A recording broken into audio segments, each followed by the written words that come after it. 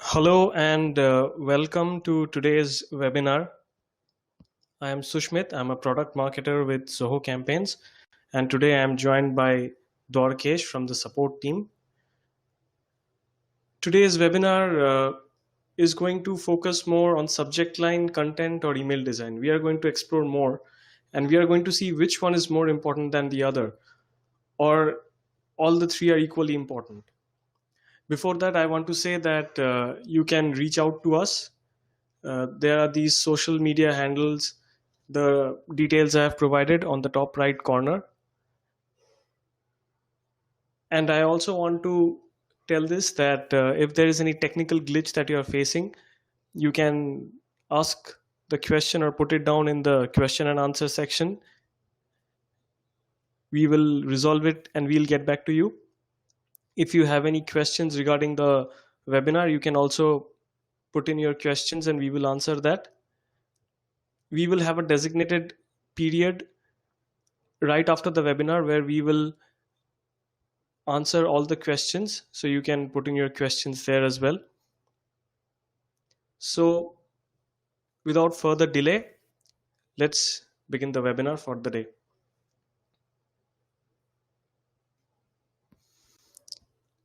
So today we are going to cover three topics, which are subject line, content, and email designs. So the first topic will be the importance of subject line. Then we'll talk about the best practices by which you can create effective subject lines. We'll also talk about the importance of content. We'll talk about the best practices by which you can create content that is aligned with the tastes and preferences of the recipients. We'll also talk about how to create effective content for newsletters, how to make better newsletters. Then we'll talk about the importance of design and how an aesthetic design can be created following some rules. So the importance of subject line. How important exactly is the subject line? Well, the subject line is important because it appears much before the person actually opens the email. And what does it do? It summarizes the content. It clarifies the purpose of why the email is being sent. It creates a sense of relevance. If there is some personalization attached to it, for example, the first name of the recipient, it creates a relevance between the sender and the recipient. It adds value to the content. It's like it is basically the way of introducing the content. Elements of curiosity, elements of motivation, these things can be added to the subject line in order to attract readers. A good subject line often helps the reader decide whether to open the email or not. And we will not limit ourselves only to subject line.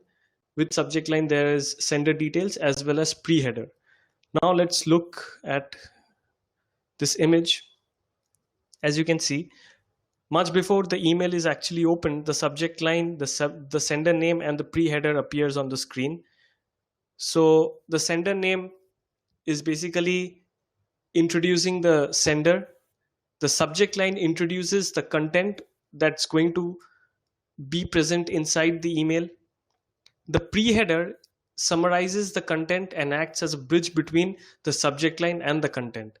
All these three are very important as they help the recipient decide whether to look into the email or not, whether the topic that is being addressed inside the email is relevant to the tastes and preferences of the recipient or not.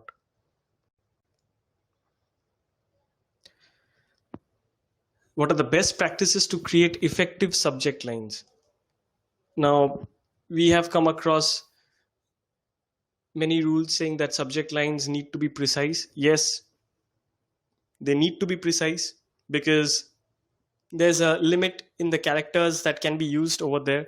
So it's better that within 40 to 50 characters, the main crux of the message or the main area of the subject line is provided. You have to be thrifty. You have to make use of less characters and then also convey what you want to convey. You can A/B test your subject line and see which one works well with your email recipients, with your subscribers, and let the best one that works well go out as the final one. You can also segment your lists, and with unique segmentations, you can address the topics very accurately. If your topics are accurate, your subject line will reflect that. You have to stay updated with the tastes and preferences of the recipient and also the world outside, because sometimes concurrent events can be an attribute to a topic that is being addressed in the content itself. You have to use relevant case. This means you have to use lowercase or uppercase. That is, you have to find out and you have to go with the one that suits best for the email. You have to use limited punctuation marks. Many punctuation marks in a subject line often makes it a spammy content. So you have to see to it that it shouldn't be spammy. Your subject line has to initiate conversation. It has to be that continuous, that it has to have that continuity where even the email recipient would want to open the email and read it, just in order to, kind of extend the conversation that was already begun with the subject line. You can use numbers as they psychologically attract the people to open the email. It adds credibility to the message. There's a finite there's a finite value added to it, to the content. You can use some literary techniques also to make your subject line catchy. Most importantly, you have to avoid spammy elements. Now let's look at some of the images where we can understand how subject lines should be created. Well, the first example, as you can see, it says, welcome John, let's save more on every purchase. Welcome John itself adds to the personalization factor. Let's save more on every purchase. It is a very direct way of talking. At the same point of time, it's a very jovial way of a conversation. It creates a continuity. So you are giving rise to interaction. That's very important in subject line. Also, with only one punctuation mark, you are being very thrifty when it comes to punctuation mark, and you will not make the subject line spammy. The next subject line says, hi John, take a look at our 5 new features. Now I said that numbers are important when you are writing a subject line because numbers add credibility. Here, the recipient will expect that there are 5 new features. That finite amount, that number, often acts as a deciding factor for the recipient to open the email and interact. Then I said you have to be precise and thrifty. See, offering only once, less number of characters, but the message is conveyed that one offer is being provided and that's being provided only once. At the same point of time, you can see that I have used a literary device over here of alliteration. So this makes the subject line catchy. At the same point of time, it doesn't make it very long. Now, what you shouldn't do when you're writing a subject line, make sure that you shouldn't use any spammy element like 50%. You have to make sure that your subject line has a proper distribution of cases, upper cases, lower cases. You shouldn't write a subject line with all caps. Spammy words such as best, now, or something like open this now, something like those sorts, they are very those words are spammy words and should be avoided. You should always go for A/B testing, because A/B testing, especially in Zoho campaigns, will help you test not only subject line but will also help you test your sender details and email content. Now, when you're catering content to your recipients, you have to make it sure that the content, subject line, everything resonates with the tastes and preferences of the recipients. Why not go for an A/B test and decide which one works better? In that case, your risk is small, your risk is lower. At the same point of time, you can give the content, you can give the subject line that they want, that has worked well with the audience. With this, I want to talk about the unique segmentation now. What happens when you segment your lists in a unique manner? You can understand what is their tastes and preferences. You can understand which industry they come from, the demographic distribution. As you can also know of their geographical distribution, that is, where are they from, where are they working, then their designation, if they are into any profession or not. So these help you decide what can be the content that they want, what should be the topic that they're interested in, and in accordance to that, you can send out content which resonates with their tastes and preferences. And if the content resonates with the tastes and preferences, then the subject line also will reflect that.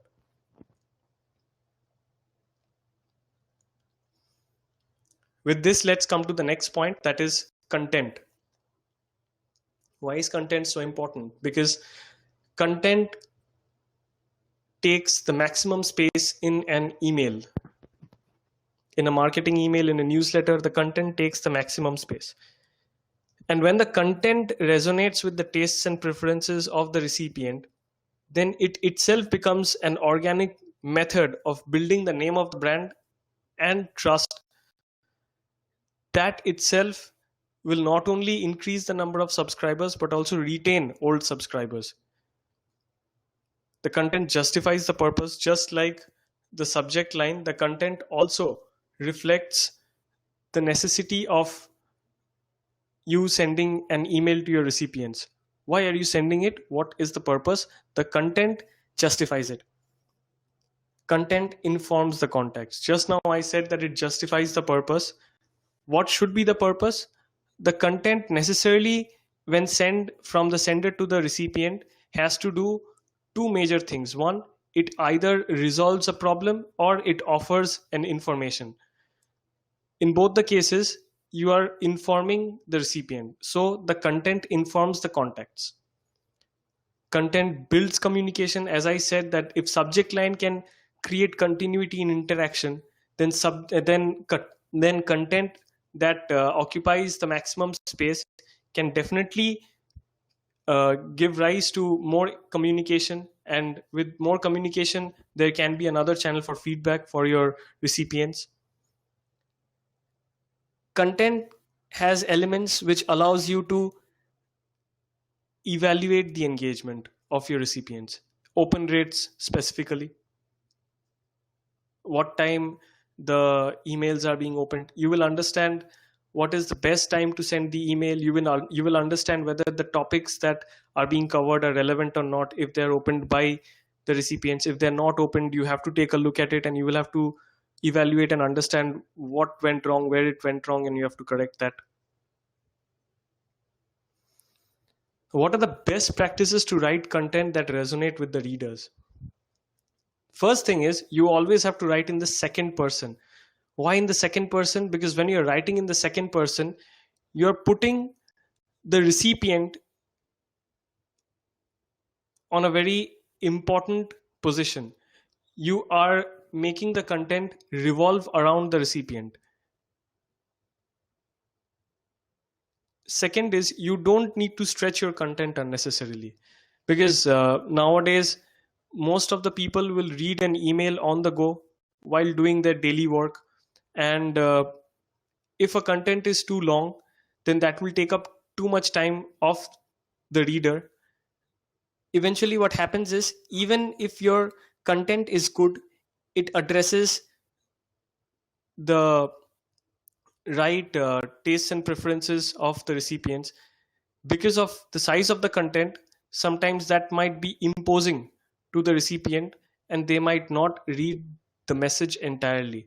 In that case, what happens is, the crux of your message, if you have provided it near the end, will get lost in the entire content, and that will not be read by the recipient. So you will not be able to make the recipient read the most important part of your email.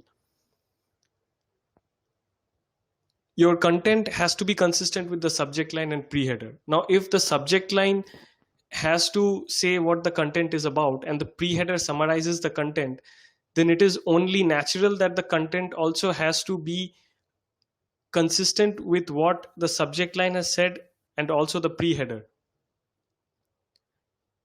You have to bring simplicity in the content, because using of jargons, using of technical terms, difficult terms, they can be a problem, because more the simpler the content, easier it is to read. Quickly the person can read it and can understand what the message wants to convey. So it becomes less time consuming. At the same point of time, you are sending an email to different people, so you might not know if someone knows one term or not. So if you use simpler terms, you can reach out to maximum people, and your email will make sense and your email will be effective for maximum people. You have to solve your contacts problems. As I said, that content has to do either of the two or both. It either has to solve problems of the recipient, or it has to give some new information to the recipient. In which case, your content has to solve a problem or provide information. In this case, you have to solve a problem for your contacts when you are sending an email to them. That is the reason why they will open the email and they will read it. You have to use a modest tone and allow the scope for feedback. As I said, that your content needs to be a initiator of two-way conversation. Only then will you understand whether your recipients are happy with the content or not. Different metrics like open rate and click through, all these things, they will let you know if the content is good enough, if the content resonates with the tastes and preferences or not. Including polls in campaigns also helps you understand whether the content is good or not. So you will have to make your content a more of a two-way communication process, and you have to use a modest tone, and you have to address the email in the second person. Last but not the least, you have to build a signature brand tone. A signature brand tone allows you to create relevance. You have to create a pattern in your message, in your emails, which can be easily identified by your recipients. And every time they receive the email, they will feel good. They will realize that the tone that they expected from you has been provided to them. And if you change this tone, maybe it might not resonate well with them. So it's always a good thing that if you build a signature brand tone and keep it consistent. As I said, why should you write an email in the second person? Because it will definitely help you initiate a discussion. Now, when you're talking to someone in the second person, you are giving that person more importance. And that is very important in email marketing. You have to give your recipients the importance, because in an email, you are sending an email to, let's say, 500 or 5,000 people in a list. But the recipients, on the other hand, will expect more of a one-to-one communication. And if you address the email in a more second person manner, then that will initiate a conversation, in which case the sender and the receiver will get to know each other properly, and the sender will get to know the recipient's tastes and preferences well.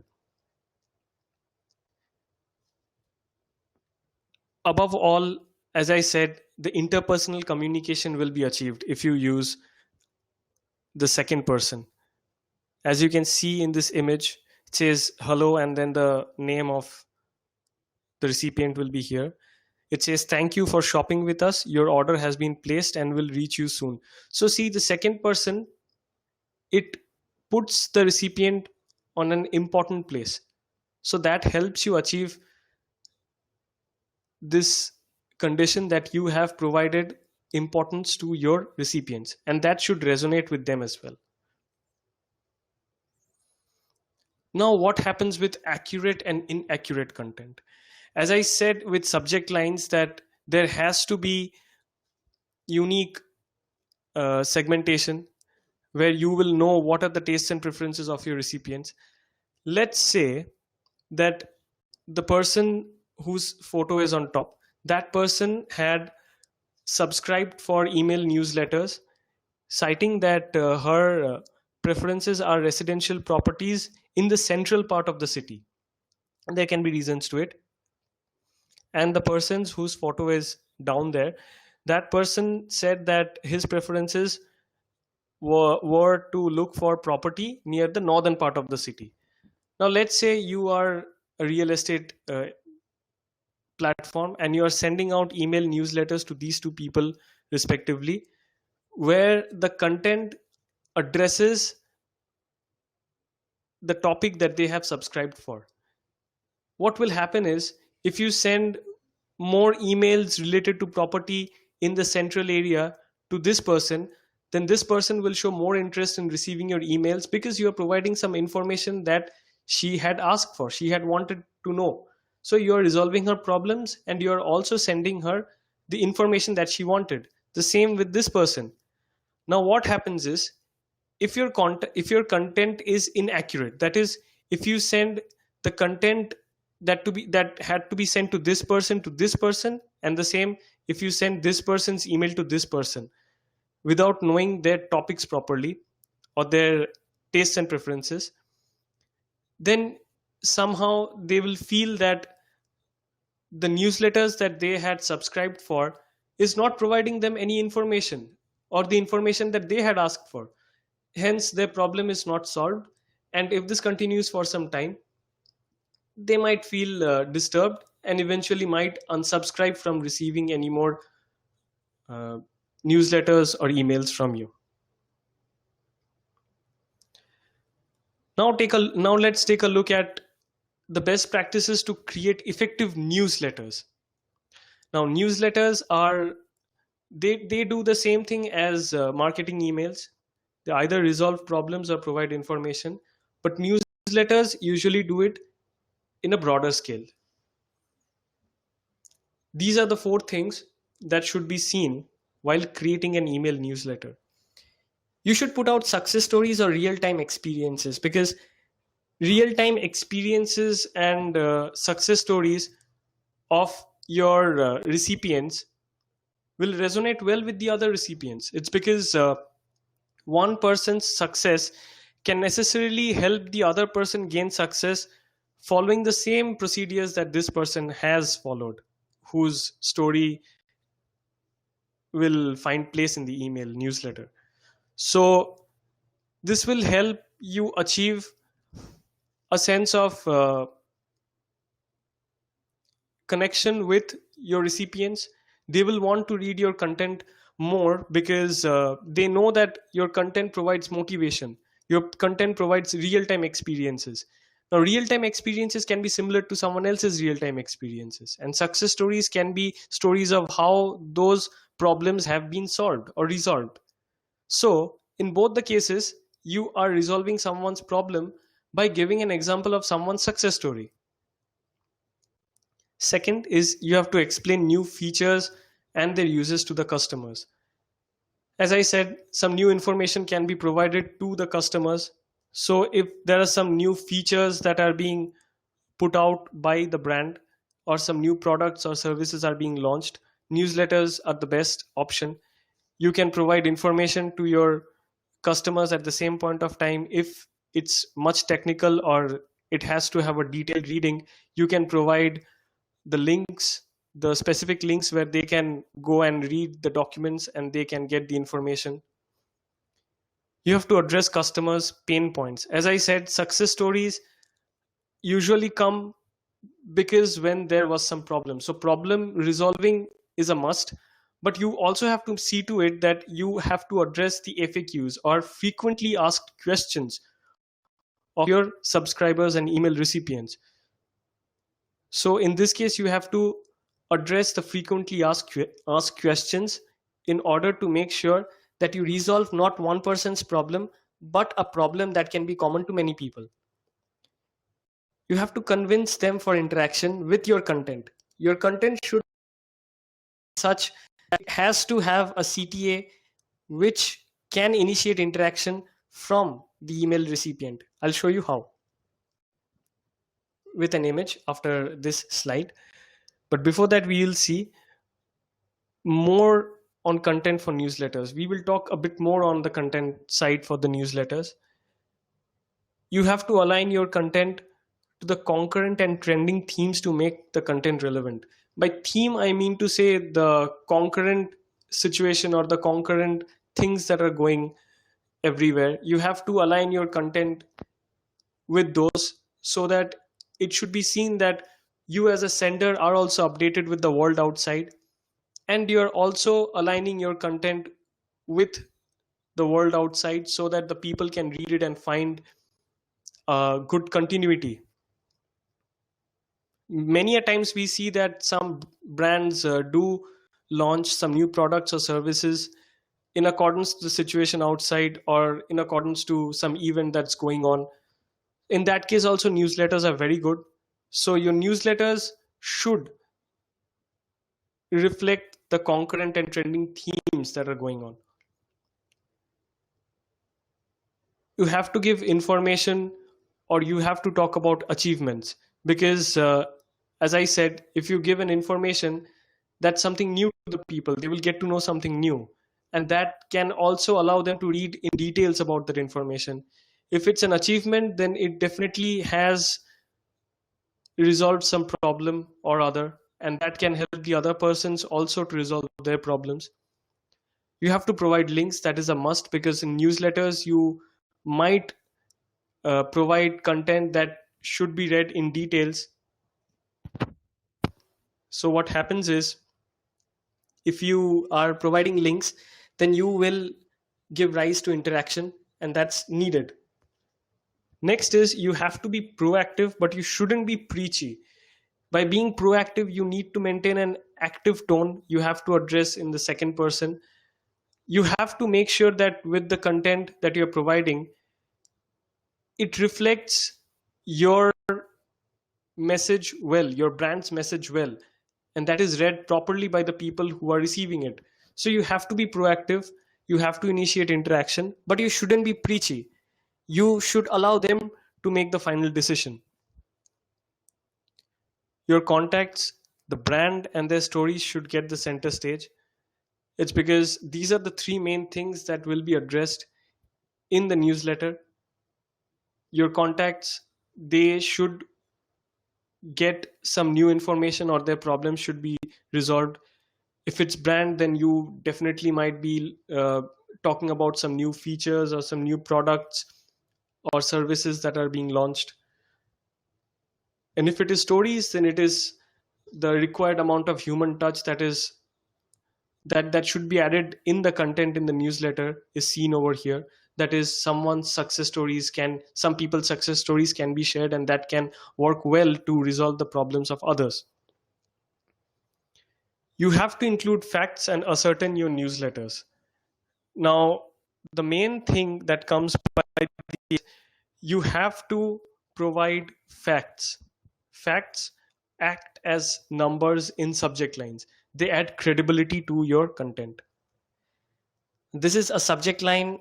This is an email newsletter from Zoho Campaigns. As you can see that links are provided here. It says assistance for small businesses. So it resolves some problem. At the same point of time, it provides some new information, and this link can help the recipients click this, go and read it in details. It has to be associated to the current matters that are going on.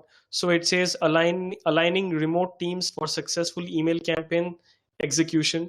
So with the given situation, this helps the recipient understand how to do proper email marketing even in times of difficulties. So it is reflecting the current situation. Above all, it talks about stories that are centered around the brand and products for the contacts. So the important factor is the contacts play a very important role. As you can see, this is another section of that same newsletter. It helps in resolving problems, as we all already have seen in the last slide, and it will provide some information, in this case, introducing crisis related email templates.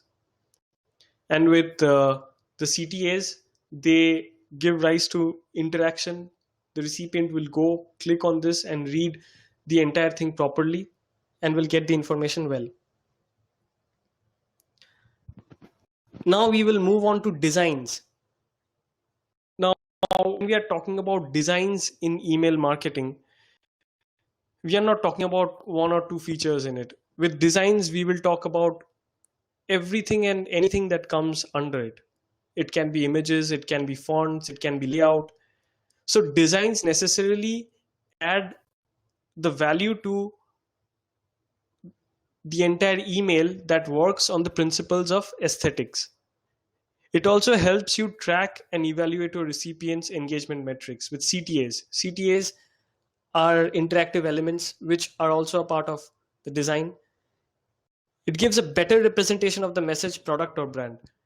With colors also are a part of designs. So with colors, what happens is you can achieve colors in two ways. You can provide a concurrent color with the theme and the season when you're sending the email, or the concurrent product or the feature that's being launched. Along with that, your brand should carry its own set of colors in order to create relevance. Fonts, colors, the pattern of writing, the tone that you usually carry in your writing, these things, they create a relevance pattern among the recipients, and they will know that this email is from you, and if it resonates well with them, then they will definitely read it. So in this case, your design should also represent your brand and the message well. It guides your email recipients towards more interaction. I will show that to you by showing an image of an email template. With interaction, I mean that the content itself should be put in a design where the recipient will definitely reach the interactive point, or the CTA, or the most important section of the email template. The design has to be done in such a way. It creates a brand recognition with relevant images, colors, and fonts. As I said, that you have to have a signature tone in everything, the color, the writing, the fonts. That helps create a relevance among the recipients. And you should also provide a layout of the email that retains maximum attention. Sometimes the layout is based on the aesthetics so much that it allows the reader to read the entire message, the entire email, and that is very important. As you can see in this one, in this case, that an email has been sent and it's been received via three devices: a laptop, a tablet, and a cell phone. What can we see here is that the brand logo and the message is seen first and foremost. This technique is called above the fold. That is, this section will be seen by the recipients without scrolling the email. This is what they will get to see first. If this section addresses the main message that you want to convey, along with the brand logo and the brand color, then it resonates well among the receivers, and they will definitely read the main part of your email without wasting much time. As I said, that the structure should be as such of the layout that it should lead to interaction. As you can see in this template, it has the brand logo and the name right at the top, which resonates the brand's message. Then there is a hero image. This hero image gives a perception of the entire email to the recipient will know what might be ahead. Then the main topic of the email will be addressed here. The recipient will want for more.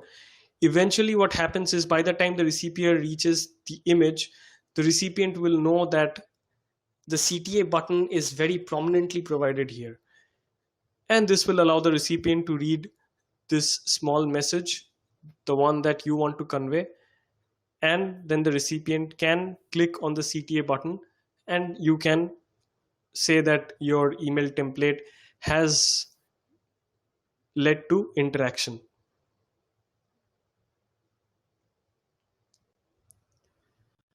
Now we'll talk about the best practices to create aesthetic designs. Now let's take a look at how designs can be made so that they are rendered properly in mobiles. Because unlike in the past, emails nowadays are more or less accessed from mobiles, because people want to read emails and get information on the go. So we have to see to it how well designs can be created, and you have to make sure that you create an email design that renders properly across mobile phones, so that people can read the message, or they can read the email, and they can continue with their work. You have to add alt text to images for increased clarity in messages, because if an image takes a lot of time to load in someone's device, then the person might not look into the image, or many times people don't allow the images to be displayed. In that case, the alt text, or if the image doesn't display properly, then the alt text will allow you to convey the message that the image wanted to convey. So if the person reads the alt text, the person will understand what was there in the image. Even if the image is not provided, in that case, even if the image cannot be seen by that person, the person can very well understand what the image wanted to convey. You have to select a font size between 10 to 16 points.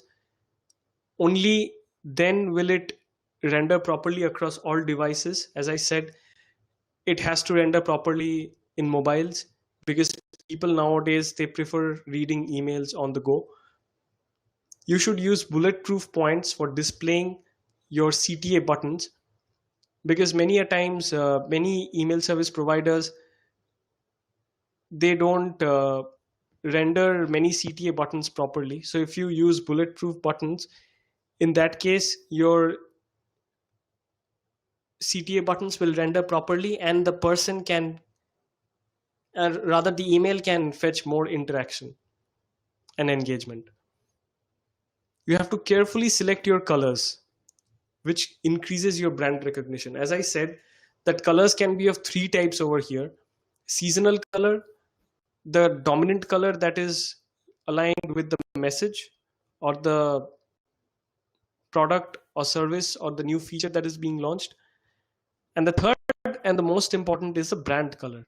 But you have to use your colors so well, and you have to use them so subtly and not overuse them, that they add to the aesthetics of the email rather than making it spammy. Dynamic elements or varied elements, different elements should be used in email, because that provide visual respite for the recipients who are reading the email. As you can see, this email template is seen rendering properly in a mobile phone as well as in a different device. The font size is between 10 to 16, hence it is rendering properly. Bulletproof buttons should be used. As I said, if you want more engagement across different ESPs, then you have to use bulletproof buttons. It's a safer option. Mobile responsive templates helps you reach out to maximum people with your emails. Now, as I said about color and varied elements like images and videos, they definitely make the email more interactive. At the same point of time, if someone is reading an email, the person might get tired. So an image or a video can convey the same message that words and alphabets can, but maybe in a more interactive manner.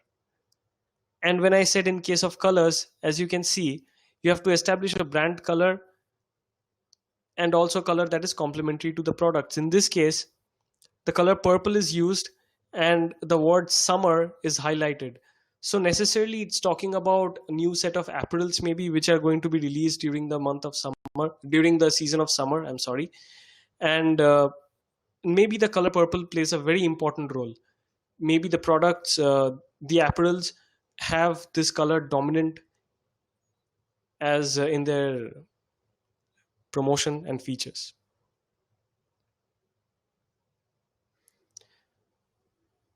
Before concluding, I would like to say that as we were saying that which one is more important, is either one important than the other or they all are important together?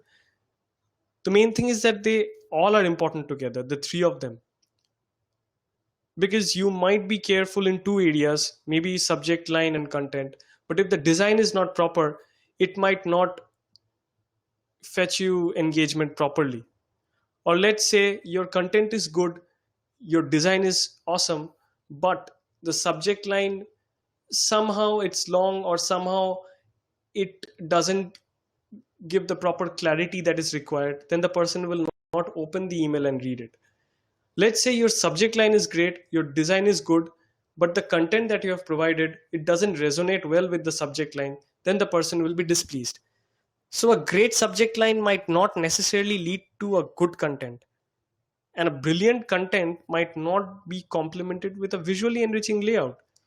So properly curated aspects should be all the three should be supervised properly, and the email should say that they are not three different aspects but rather three aspects which are linked to each other. Only then can you address to personalization, only then can you make the email aesthetic, only then can your email resonate well with the taste and preference of the recipients, and only then can they engage with your email properly. Now if you send inaccurate content, it will displease your email recipients, as I said. Now they can either unsubscribe, or worst case scenario, they can also mark the emails as spam. But if they don't do it, let's say you are sending emails to solicited email IDs, but you are unaware of their changing tastes and preferences, and you tend to send emails which talk about the tastes and preferences that they might have had at some point of time but are not interested in those same products or services anymore, or maybe the brand also. In that case, they will not open the email, and lower rate of interaction will see the emails being shifted to some other folders apart from some other folders, and not in the main inbox where you want your emails to be placed. In that case, your email will turn into gray mail. Let's take a look at the faulty design, and let's see that what should be avoided in case of email designs. As you can see, it says welcome to Zilker, but the font is inconsistent with the fonts that are maintained below. Then you see that the color red has been provided to certain fonts, so it's a different font color which is not uniform. And then we come to this how to start. It's also of an inconsistent color, so uniformity is not there. Again, the uniformity should be maintained also in the pattern, how you're maintaining your content. This maintains more of an F pattern from where the person will read from left to right and eventually come this way.